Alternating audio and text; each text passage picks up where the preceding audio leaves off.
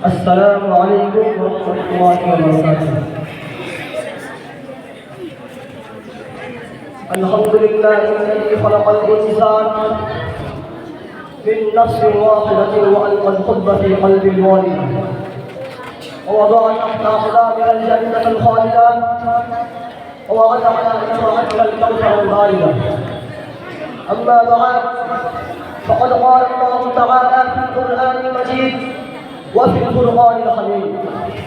فأعوذ بالله من الشيطان الرجيم. بسم الله الرحمن الرحيم.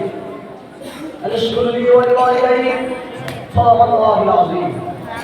وقال النبي صلى الله عليه وسلم هما جنة ونار أو كما قال عليه الصلاة والسلام.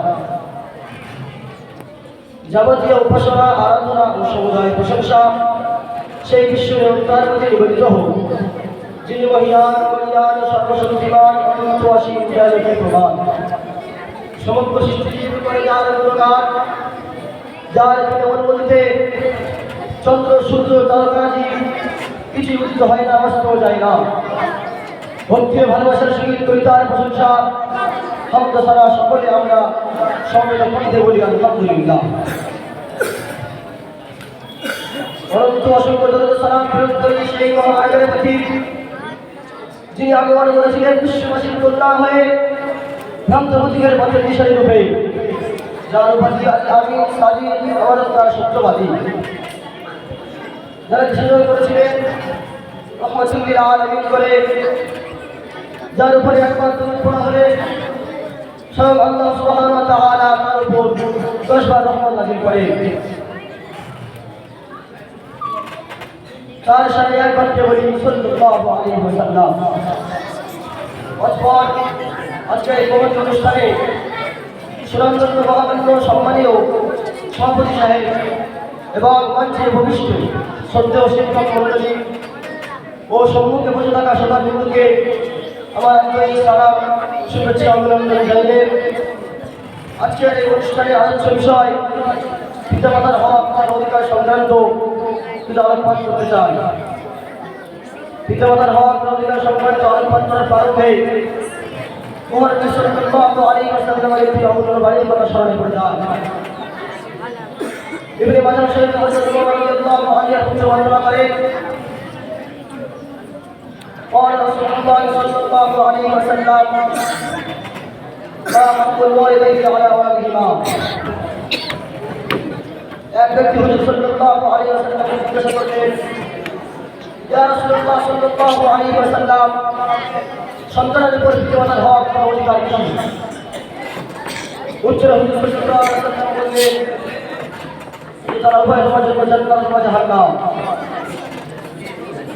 অর্থাৎ পিতামাতা আনুগত্য ও সমাজের মাধ্যমে তোমরা জাহান্নাম তোমরা বেশ স্থানে পৌঁছে যাবে, আর তাদের সাথে অশ্লীল ও অসন্তুষ্ট ব্যবহার তোমরা জাহান্নামে পৌঁছে যাবে। সম্মানিত বন্ধুগণ, পিতামাতার হক ও অধিকার সম্পর্কে এতটাই গুরুত্ব দেওয়া হয়েছে যে বলা হয়েছে যতক্ষণ পর্যন্ত জিহাদ ফরজ আইন না হয়, ফরজ কিফায়াত করে থাকে, তখন পিতামাতার অনুমতি ব্যতীত সন্তানের জন্য জিহাদের বিধান করা হইতে হয়।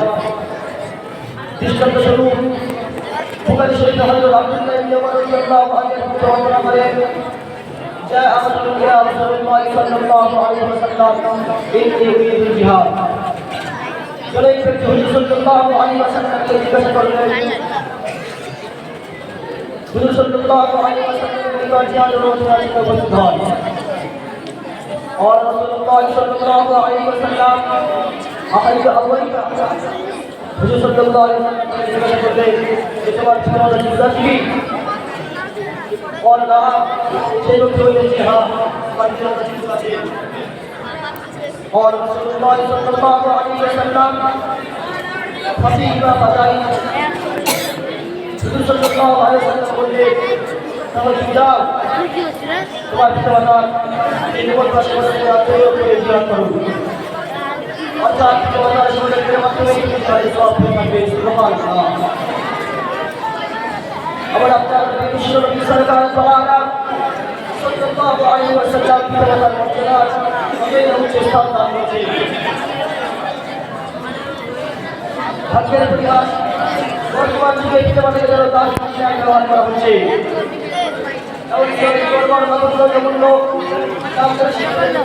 পিতা বলে পরিচয় দিতে ইতস্ততা বোধ হবে। উদাহরণস্বরূপ এক ব্যক্তি বিদেশে চাকরি করেন, কারণবশত তার বৃদ্ধ পিতা পুত্রের সঙ্গে সাক্ষাৎ করতে যান। তার পিতাকে দেখে অন্যান্য ছাত্রীরা জিজ্ঞাসা করলে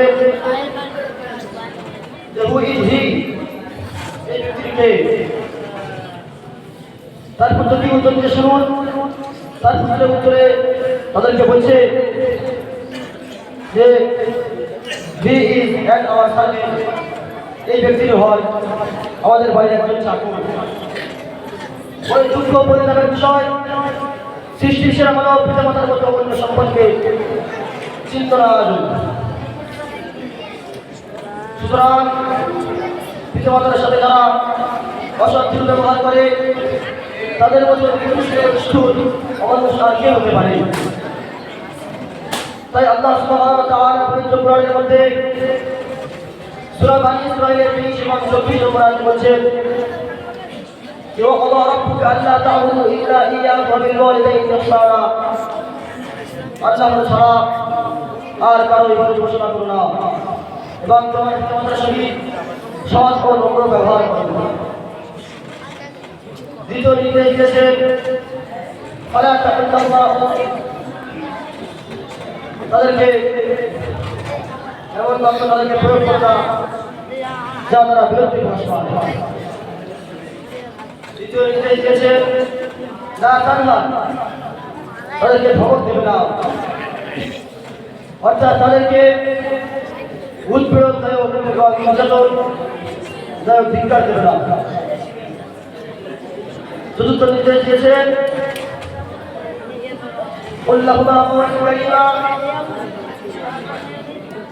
তাদের সাথে সম্প্রীতি ও ভালোবাসার সহিত নম্রস্বরে কথা বলবে। পঞ্চম নির্দেশ হল এই যে করবে।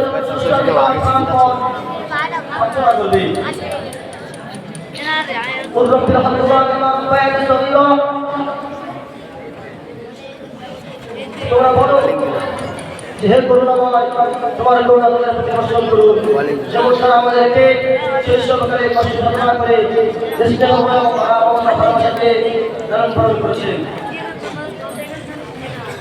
অবশেষে দেবী শরীফের একটি সমর্পণ করে আমার বক্তব্য সমাপ্ত করব ইনশাআল্লাহ।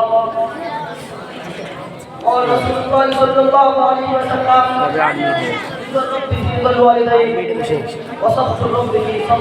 बोले 10 मिनट लेके दीजिए सबाई অর্থাৎ পিতামাতার অসন্তুষ্টিতে আল্লাহ সুবহানাহু ওয়া তাআলা অসন্তুষ্ট এবং পিতামাতার সন্তুষ্টিতে আল্লাহ তাআলা সন্তুষ্ট।